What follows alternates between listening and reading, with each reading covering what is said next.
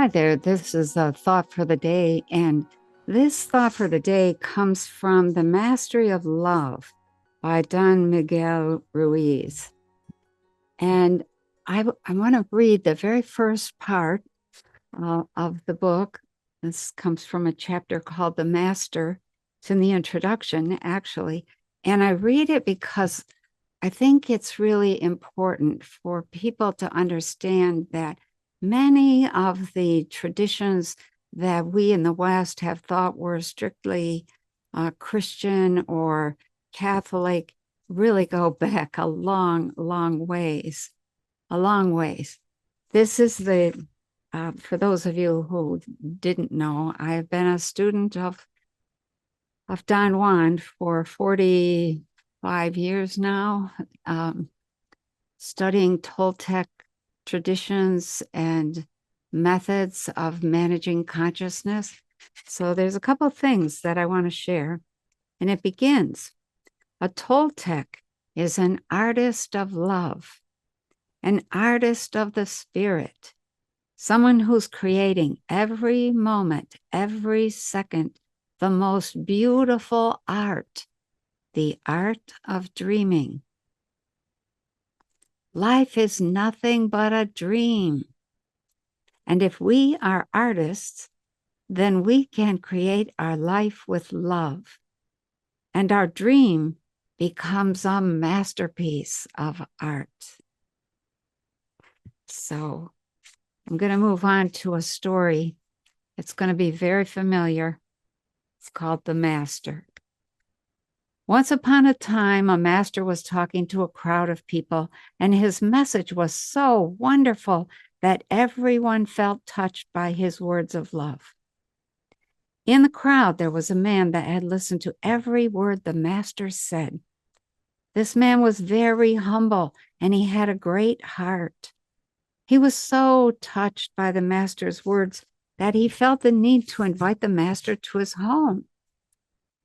When the master finished speaking, the man walked through the crowd, looked into the eyes of the masters, and told him, I know you're busy, and everyone wants your attention. I know you hardly have time to listen to my words, but my heart is so open, and I feel so much love for you that I just have the need to invite you to my home. I want to prepare the best meal for you. I don't expect that you'll accept, but I just had to let you know. The master looked into the man's eyes, and with the most beautiful smile, he said, prepare everything. I will be there. Then the master walked away. At these words, the joy in the man's heart was strong. He could hardly wait to serve the master and express his love for him. This would be the most important day of his life.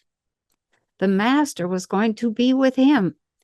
So he bought the best food and wine and found the most beautiful clothes to offer as a gift. And then he ran home to prepare everything to receive the master. He cleaned his entire house, prepared the most wonderful meal, and made the table look beautiful. His heart was full of joy because the master would soon be there. The man was waiting anxiously when someone knocked at the door. Eagerly, he opened the door, but instead of the master, he found an old woman. She looked into his eyes and said, I'm starving. Can you give me just a piece of bread?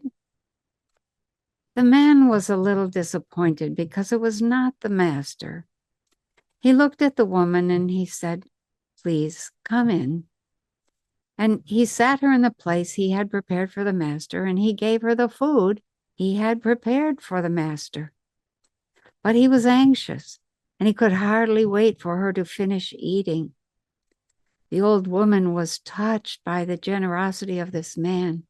She thanked him and left.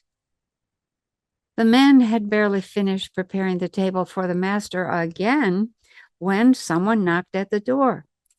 This time it was another stranger who had traveled across the desert.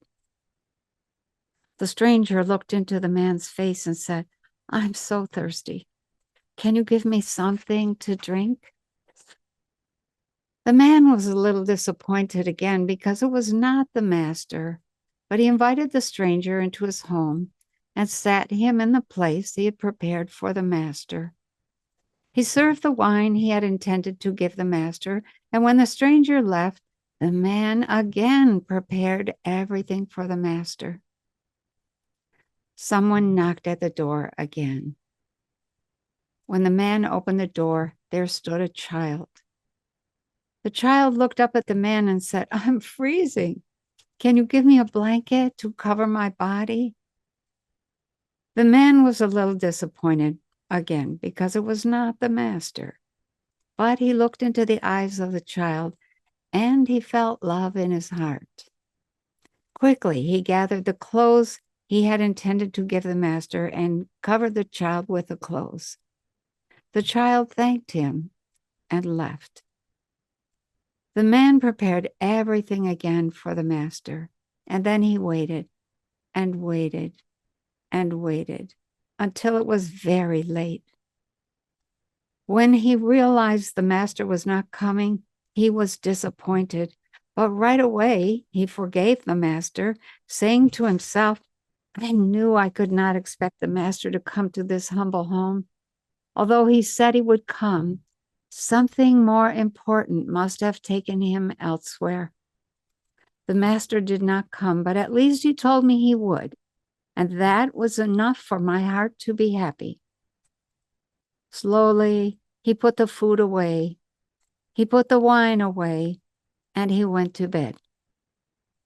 That night, he dreamed that the master came to his home. The man was so happy to see him, but he didn't realize that he was dreaming. "Master," he said, "you came. You kept your word." The master replied, "Yes, I'm here now, but I was here before. I was hungry and you filled my need for food. I was thirsty and you gave me wine. I was cold and you covered me with clothes. Whatever you do for others, you do for me." The man woke up and his heart was filled with happiness because he understood what the master had taught him. The master loved him so much that he had sent 3 people to give him the greatest lesson. The master lives within everyone. When you give food to one who is starving, water to one who is thirsty, when you cover one who is cold, you give your love to the master. So as you go through your day today, think about what ways could you find to give love to anything that comes your way. Is it a person? Is it an animal? Is it a bug or a bird? Do you happen to notice a flower or a tree? Give that love away. It's meant to be shared. And have a wonderful day.